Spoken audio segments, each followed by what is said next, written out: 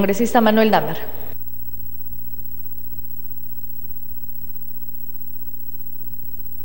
Señora Presidenta, señores congresistas, quiero empezar señalando que la respuesta de la ciudadanía a esta exacción a sus ingresos ha tenido una buena respuesta en la mesa directiva del Congreso, que hay que reconocer.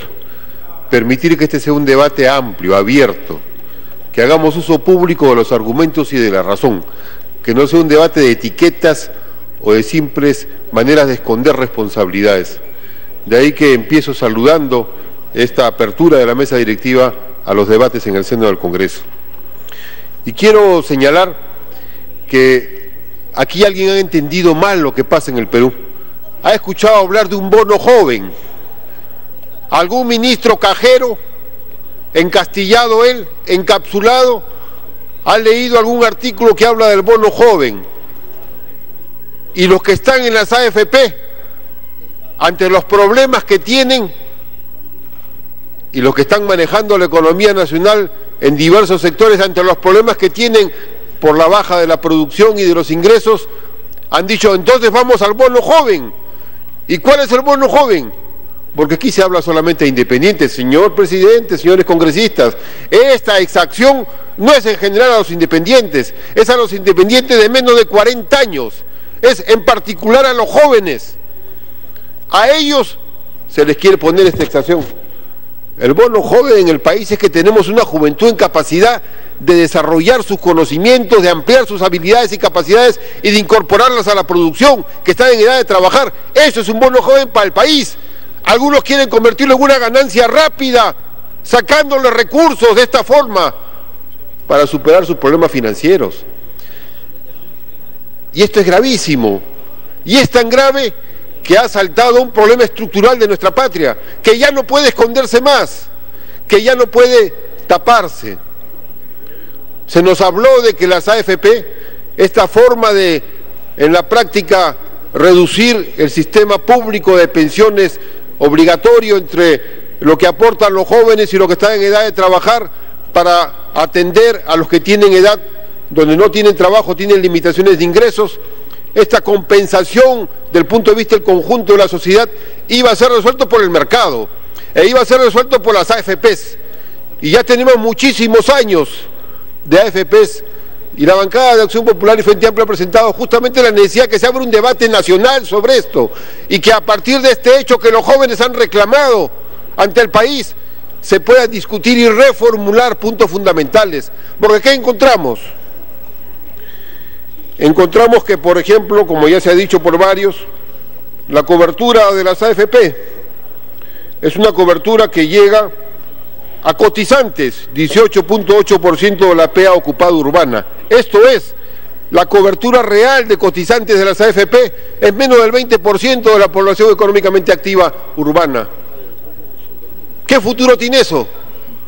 Casi 80% del país no está en las AFP y otros están en la ONP, que van a tener al final, muchos de ellos, más ganancia en el sentido de más utilidad final, más pensión final, como la pensión 65, que Richard Webb dice: la pensión 65 derrotó al sistema de las AFP porque le va a dar al final a sus propios aportantes de la ONP más recursos que lo que le da la AFP.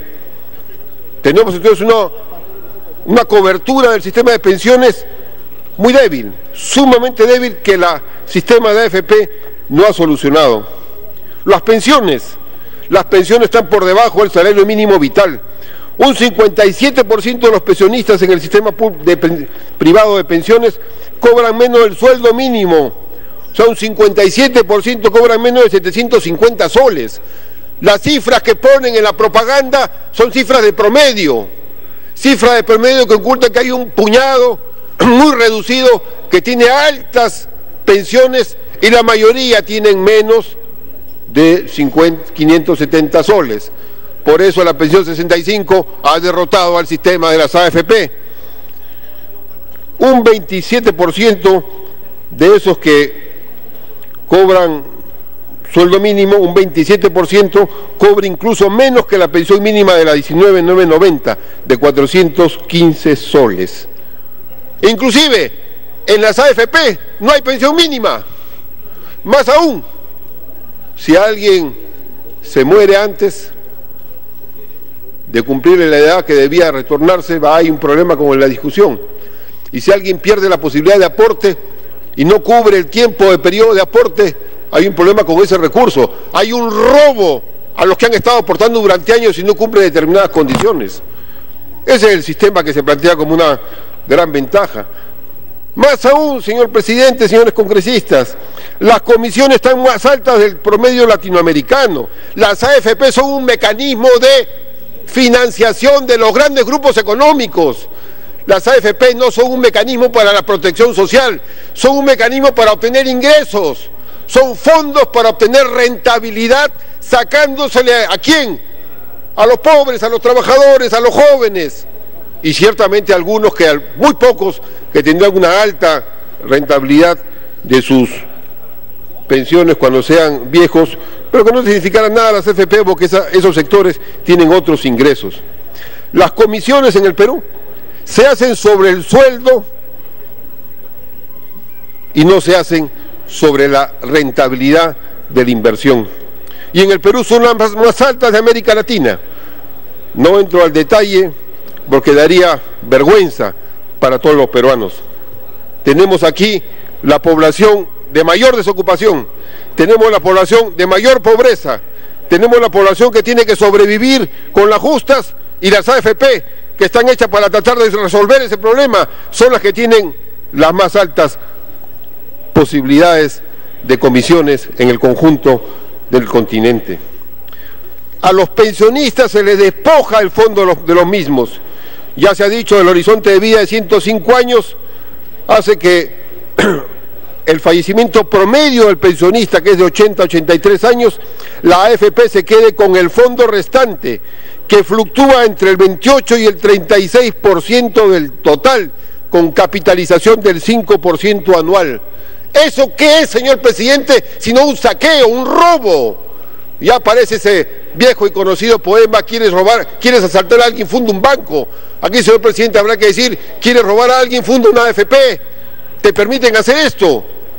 Esto es, te permiten quedarte con el dinero de aquel que falleció y que no puede reclamar el fondo que está ahí, que no puede tenerlo, que no puede activarlo, porque no cumplió las reglas que la propia SFE se puso.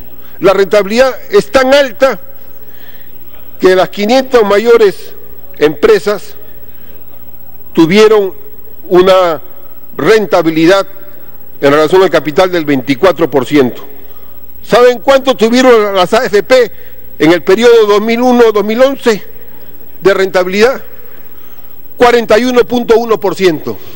¿Y en qué? ¿En qué invirtieron? Invirtieron ampliamente en infraestructura. Mentira, señor presidente.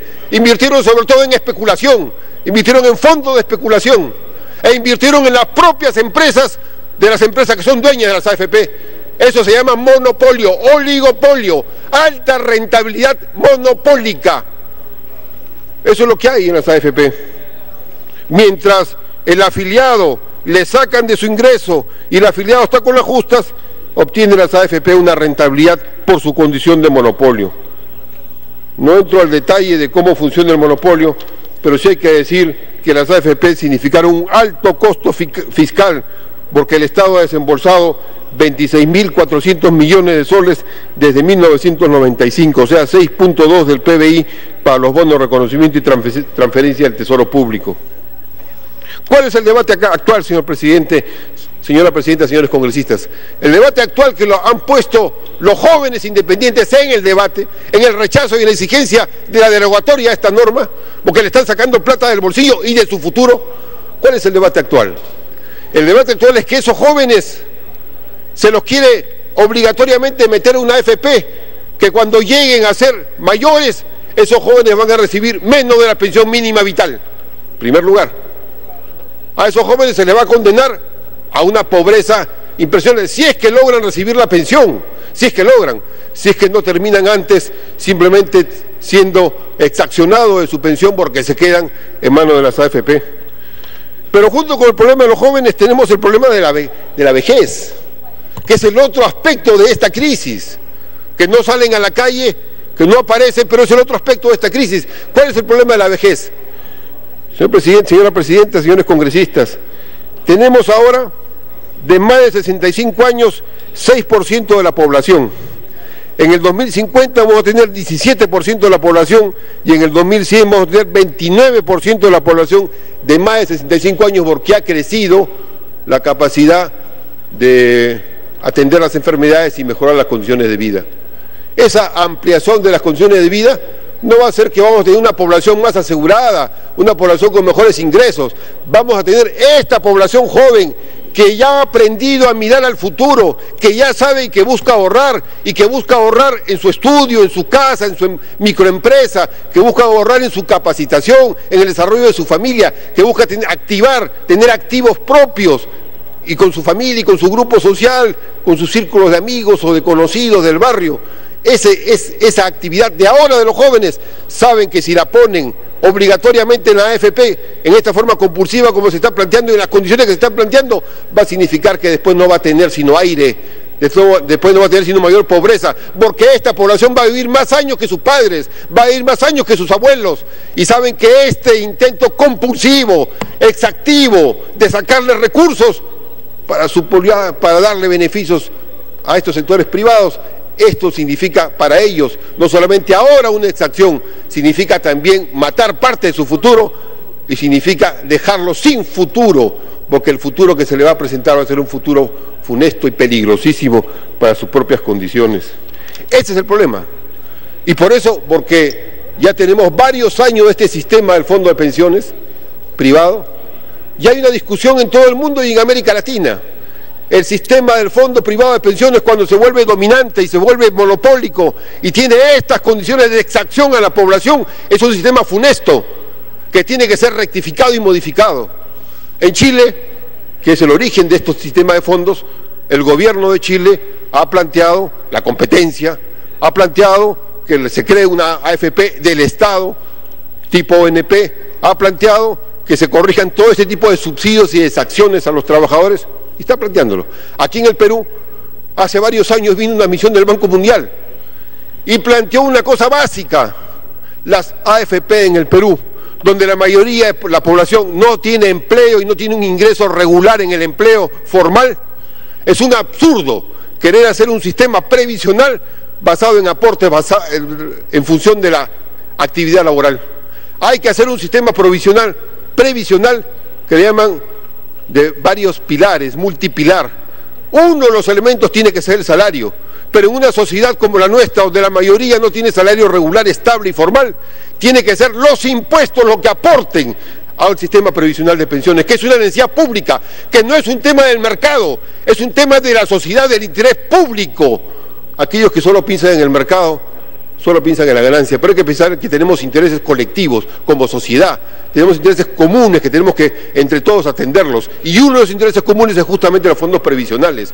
Por eso se requiere ir a un sistema multipilar que permita que se destine un porcentaje de impuestos. ¿Cuál impuesto? Hay que estudiarlo, hay que verlo, decía esa comisión del Banco Mundial, habrá que ver si se saca del IGB o se pone un impuesto específico, de qué forma, pero hay que tener un monto que garantice ese aseguramiento. También hay que tener competencia y hay que hacer que el aportante no le roben su dinero. Esto es, si el aportante quiere retirar su dinero, le pueden permitir retirar su dinero.